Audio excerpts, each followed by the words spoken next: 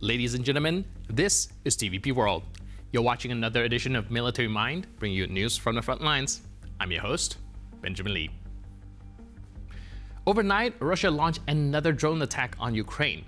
According to Ukraine's Air Force, nearly 70 Russian attack drones were launched, with strikes recorded at 12 locations, all involving civilian infrastructure. In the Donetsk region, shelling hit the cities of Konstantinivka and Druzhkivka. One person was killed and 4 others were wounded after Russian forces targeted residential neighborhoods. In the Odessa region, Russian forces likewise struck civilian targets with drones. Authorities report that 2 waves of attacks damaged a transport infrastructure facility, sparking a fire that was later put out by emergency crews. No casualties were reported. Ukrainian officials stressed that since the beginning of December, Russian forces have been almost daily attacking Odessa and other southern regions, deliberately targeting energy infrastructure ahead of the heating season, leaving residents without electricity and heat. In neighboring Kherson, a Russian drone strike wounded 2 people, according to local authorities. Across the border in Russia, Ukraine carried out drone attacks in Krasnodar Krai, where 2 people were wounded after debris from downed drones fell on civilian areas. Regional officials later confirmed that 2 high-voltage power lines were also damaged. In Slaviansk on Kuban, a fire broke out at a local oil refinery. The blaze affected a pipeline covering an area of approximately 100 square meters. The refinery, which has been targeted before, processes about 5.2 million tons of crude oil per year as of 2025 and is used to supply the Russian armed forces. Now turning to the battlefield. Ukraine's government-run platform United 24 says that Russia's advance is moving, quote, slower than a snail. Before the full-scale invasion, Russian forces controlled about 32% of the Donetsk region. Over 3 years and 8 months, they had captured an additional 23%, while 22.6% remain under Ukrainian control. Analysts from the Ukrainian open-source intelligence project Deep State drew a historical comparison. Well, Nazi Germany's Wehrmacht crossed from the Bug River to Moscow and Stalingrad and back to Berlin in under 47 months. What Russia calls the second army in the world has advanced only from Donetsk to Pokrovsk in the same time frame. Now, further south, fighting continues in the city of Hulapole. According to Deep State maps, Russian assault units have entered the city's southern outskirts.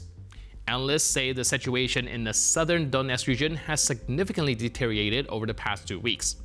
Ukrainian forces have withdrawn from the city center, attempting to reorganize defenses using drone warfare, while Russian troops have entrenched themselves on the eastern edge and are conducting intensive assaults. Analysts describe the breakthrough in southern Hulapole as particularly alarming, noting that Russian forces have nearly reached the city center, opening up a new access for further offensive operations. On the front line, the Ukrainian 4th Special Forces Detachment once again demonstrated its efficiency and coordination. While moving along the front, Ukrainian operators spotted an enemy FPV drone approaching their pickup truck, showing clear signs of combat readiness. Within seconds, the soldiers jumped out of the vehicle. The drone exploded just moments after they evacuated.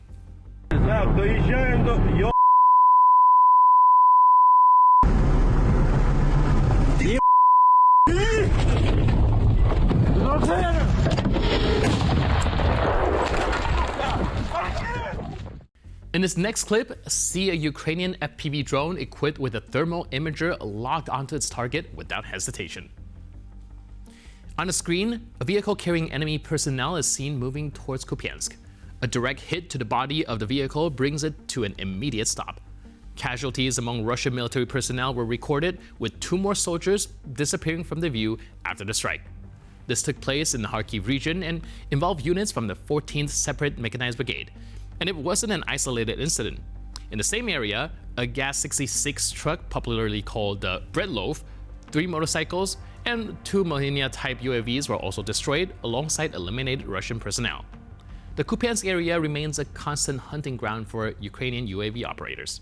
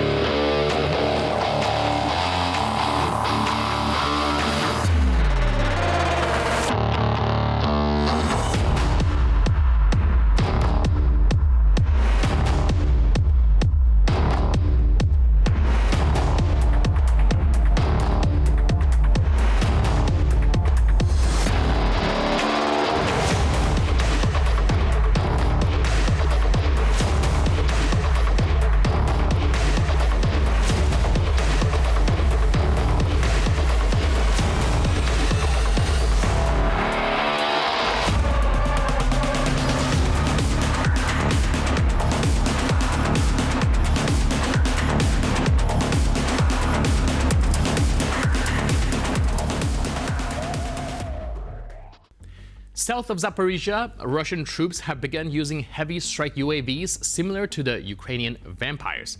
That's according to the 31st Separate Mechanized Brigade.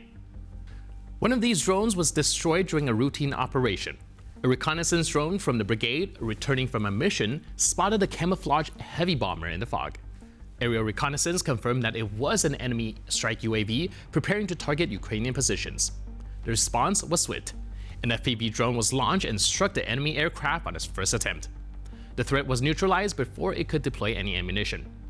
This incident once again shows that while the enemy continues to copy Ukrainian technology, the initiative in the sky remains with the armed forces of Ukraine.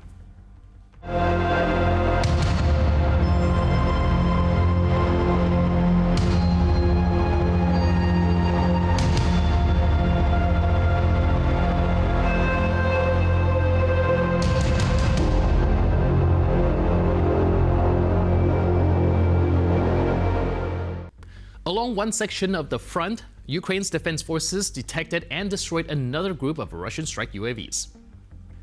The enemy's Molniya-2 drones, which the Russians are trying to use in large numbers to put pressure on the front line, were detected while still in flight. Thanks to the coordinated work of aerial reconnaissance and strike drone operators, all targets were hit without damage to Ukrainian positions.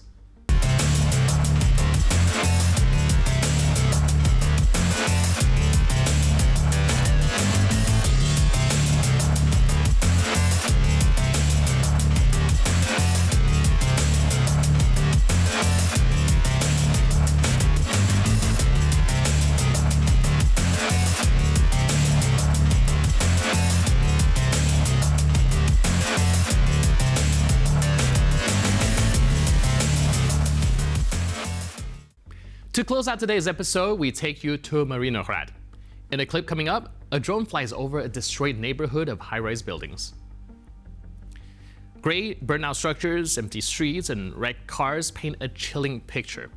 Once a lively area, it now lies in ruins, scarred by artillery shelling and airstrikes. This is the result of relentless Russian aggression. Residents were forced to flee their homes, and the streets now stand as silent witnesses to the destruction. Each frame from the drone serves as a stark reminder that war brings losses that can't be undone and raises hard questions about the true cost of someone else's so-called liberation.